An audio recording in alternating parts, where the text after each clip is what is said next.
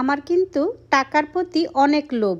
আমি লোভী, যার কারণে টাকার জন্য সারা দিন রাত পরিশ্রম করি। আর মাথার মধ্যে শুধু নতুন নতুন বিজনেসের আইডিয়া আসে। দেশের কোনো বিজনেসই আমি বাদ রাখবো না, সব ধরনের বিজনেস করব। আমার জন্য কিছু কিছু মানুষ কি বিজনেস করবে সেটা বুঝতেই পারে না, কারণ আমি তো সব ধরনের বিজনেস করি। আর বাংলাদেশের সব মানুষ শুধু আমার কাছেই অর্ডার দেয়। কিছু কিছু মানুষের এই ধরনের কমেন্টস গুলো পড়ে আজকে বাধ্য হয়েছি সব কমেন্টসের রিপ্লাই দিতে। আসসালামু আলাইকুম, আমি তাসলিমা নূর, গ্রামের সাধারণ মেয়ে।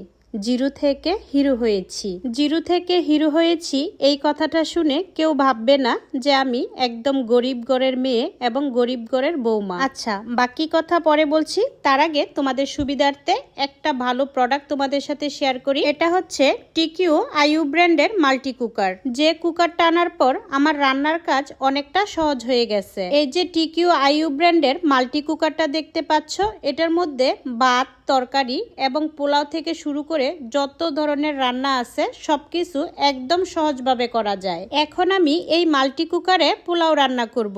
এই কুকারে যারা জীবনেও পোলাও রান্না করেনি তারাও কিন্তু একদম ঝরঝরে পোলাও রান্না করতে পারবে।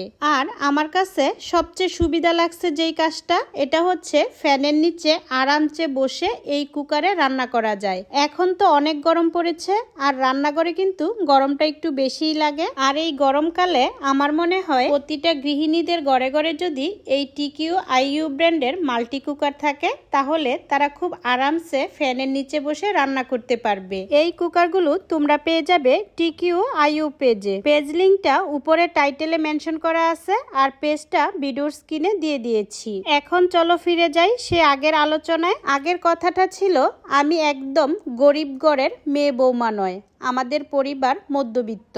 এখন কথা হলো আমি কেন বলি যে আমি জিরো থেকে হিরো হয়েছি। শোনো, আমি আমার বাপ ভাইদের ইনকাম করা পয়সা এবং আমার শ্বশুরের বা হাজবেন্ডের ইনকাম করা পয়সাকে নিজের ইনকাম বলতে পারি না। যখন আমি নিজে ইনকাম করতে পারিনি তখন আমি সবসময় বলতাম আমার কিছুই নেই। এটা কিন্তু সত্যি কথা এবং বাস্তব।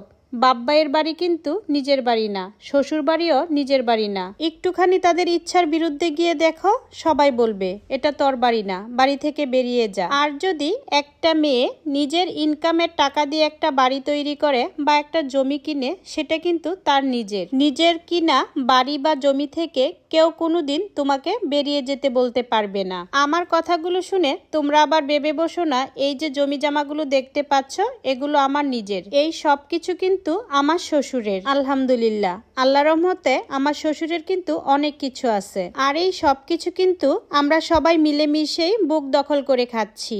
আর আমার শ্বশুর আব্বা কিন্তু একজন সফল বিজনেসম্যান। আমার শ্বশুর কিন্তু বিজনেসের টাকা পয়সা দিয়েই অনেক কিছু করেছেন। আর সফল বিজনেসম্যানের বৌমা হয়ে আমি কিভাবে ব্যর্থ হই। এই যে আমাদের মোটামুটি বড়সড় একটা বাড়ি দেখতে পাচ্ছ, আর বাড়ির সামনে অনেকটা জায়গা, এই সবকিছু কিন্তু আমার শ্বশুরের বিজনেসের টাকায় তৈরি করা। আর আমার শ্বশুর কিসের বিজনেস করে সেটা তো তোমাদেরকে অবশ্যই জানাতে হবে, কারণ তোমরা আমার ছোট্ট একটা কাপড় তৈরির ভিডিও দেখে অনেকে অনেক ধরনের কমেন্টস করেছো, যার কারণে এই বিষয়টা তোমাদের সাথে শেয়ার করতে হবে। আর আমাদের সেই বিজনেসটা কিন্তু ক্যামেরার বাইরে মানে অফলাইনে করা হয়। বিজনেসটা হচ্ছে আমার শ্বশুরের পাইকারি কাপড়ের বিজনেস। আমাদের যা যা দেখতে পাচ্ছ সবকিছু কিন্তু কাপড়ের বিজনেসের টাকা দিয়ে তৈরি করা হয়েছে। তবে আমাদের এই অফলাইনের কাপড়ের বিজনেসটাকে আমি খুব শীঘ্রই অনলাইনে নিয়ে আসব।